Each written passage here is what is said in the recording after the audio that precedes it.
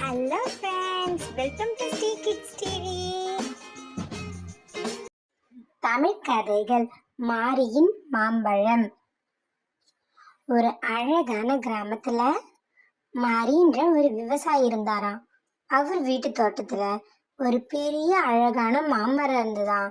அந்த மாமரம் முழுக்க நிறைய மாம்பழங்கள் இருந்துதான். அந்த மாமரத்துல நிறைய குருவிகள் வந்து சேட்டை செஞ்சிட்டே இருக்குமா.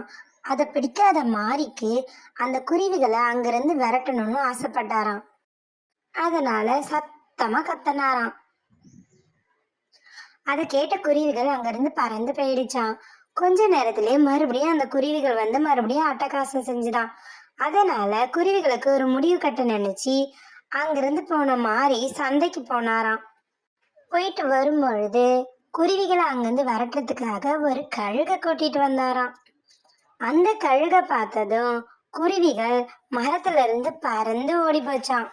அதை பார்த்த மாரிக்கு ரொம்ப சந்தோஷமா கூட்டிட்டு வந்த கழுகை மரத்துல ஏத்தி விட்ட மாரி அதுக்கப்புறம் வீட்டுக்கு போய் சந்தோஷமா ஓய்வெடுத்தாராம். மரத்துல இருந்த கழுகுக்கு மாம்பழங்களோட வாசனை மூக்க தொலைச்சுதான். ஆஹா, இந்த மாம்பழங்கள் இவ்வளவு வாசனையா இருக்கே, இது எப்படி சுவையா இருக்குன்னு ஒவ்வொரு மாம்பழமா சாப்பிட ஆரம்பிச்சுதான் கழுகு. அதுக்கப்புறம் மரத்துல இருக்க எல்லா மாம்பழத்தையும் கழுகே சாப்பிட்டு முடிச்சிடுச்சான். எல்லா மாம்பழத்தையும் நல்லா சாப்பிட்ட கழுகு மரத்திலேயே ஓய்வு எடுத்துட்டு இருந்துதான். பொழுதானதுனால மறுபடியும் மாறி தோட்டத்துல மரம் எப்படி இருக்குன்னு பாக்குறதுக்காக வந்தாராம்.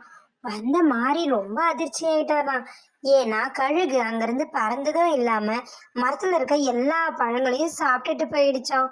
அதை பார்த்த மாரிக்கு ஐயோ, என்ன இப்படி ஆயிடுச்சு, குருவிகள் இருந்ததா கூட கொஞ்சம் பழம்தான் போயிருக்கும், ஆனா இந்த கழுகு மொத்த பழத்தையும் சாப்பிட்டுடுச்சே அப்படின்னு புலம்பிக்கிட்டே மறுபடியும் வீட்டுக்கு போனாராம்.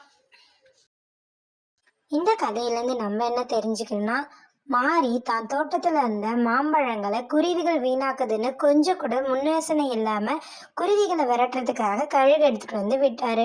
ஆனா கழுகோ மாம்பழத்தோட வாசனையால கவரப்பட்டு மொத்த மாம்பழத்தையும் சாப்பிட்டுட்டு அங்கிருந்து பறந்து போயிடுச்சு. அப்பதான் மாரிக்கு புரிஞ்சுது தான் எவ்வளவு முட்டாள்தனமா ஒரு கழுகை மரத்துக்கு காவல் வச்சது தப்புன்னு. இததான் பெரியவங்க வேலியே பயிர மேஞ்ச கதைன்னு சொல்லுவாங்க. Thanks for watching our channel. Like, share and subscribe us.